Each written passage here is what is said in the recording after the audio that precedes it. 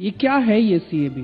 कानून आपने विरोध किया जिसमें पड़ोसी देशों से जो शरणार्थी जो वहां धार्मिक वजहों से प्रताड़ित हैं उनको नागरिकता का रास्ता खुलेगा। इसमें क्या कौन से देश? पाकिस्तान है, बांग्लादेश है, अफगानिस्तान है। वहाँ से किस किस को कह रहे हैं आएंगे लोग? धार्मिक रूप से जो प्रताड़ित हैं। कौन कौन से धर्म के? वहां पे तो देश के मेजॉरिटी धर्म तो इस्लाम है, तो बाकी जो धर्म है, हिंदू हैं, बौद्ध हैं, क्रिश्चियन हैं, उनको बुला रहे हैं जी। बांग्लादेश, पाकिस्तान और अफगानिस्तान में लगभग 3 करोड़ से 4 करोड़ नॉन मुस्लिम्स रहते हैं। इनमें से अगर आधे भी हमारे देश में आ गए, इनको नौकरी कौन देगा? इनको कहाँ बसाओगे? इनको घर कहाँ से दोगे? इनको दिल्ली में बसाओगे, इनको बंबई में बसाओगे, इनको गुजरात में बसाओगे, इनको आसाम में बसाओगे, इनको त्रिपुरा में बसाओगे? कहाँ बसाओगे?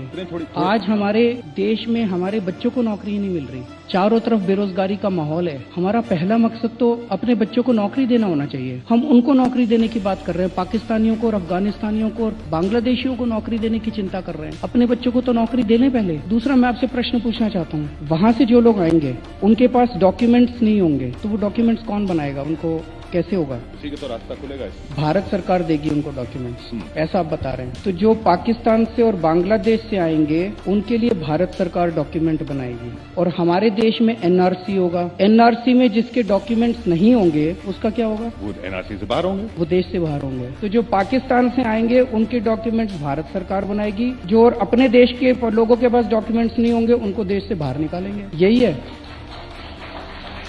मैं समझना चाह रहा हूं, मैं भी अभी तक समझा नहीं हूं ये कानून है क्या चीज। कल मैंने एक स्टेटमेंट सुना था अमित शाह जी का, एक चैनल पे बोल रहे थे, जिसके पास डॉक्यूमेंट्स नहीं होंगे वो चाहे हिंदू हो चाहे मुस्लिम हो, उसको देश से निकाल दिया जाएगा। किशोर जी, आपके पास हैं डॉक्यूमेंट्स? आप दिल्ली कब आए थे? मैं तो दिल्ली में पैदा हुआ। हैं? मैं तो अच्छा, यहीं पैदा हुआ। आपके कई रिपोर्टर हैं, उनसे पूछ लीजिएगा। आपके चैनल से बहुत सारे लोग बाहर होने वाले हैं। इस देश में 70% लोगों के पास डॉक्यूमेंट्स नहीं है। गरीबों के पास डॉक्यूमेंट्स नहीं है। अमीर लोग तो पैसे देके बनवा लेंगे अपने डॉक्यूमेंट्स। जब नोटबंदी हुई थी तब भी ये कहा जा रहा था कि अमीरों को नुकसान हुआ। अमीरों ने तो सबने कमीशन दे के अपनी नोटबंदी कर ली, वो पैसे ले लिए थे। पिसा तो गरीब था। अभी भी 70% गरीबों के पास डॉक्यूमेंट्स नहीं। तो क्या करोगे इसको? क्यों? मेरा अपना सुझाव है केंद्र सरकार को सुझाव है कि बहुत गंदा कानून है, पता नहीं क्यों लाए थे, सारा देश में आग लगी हुई है।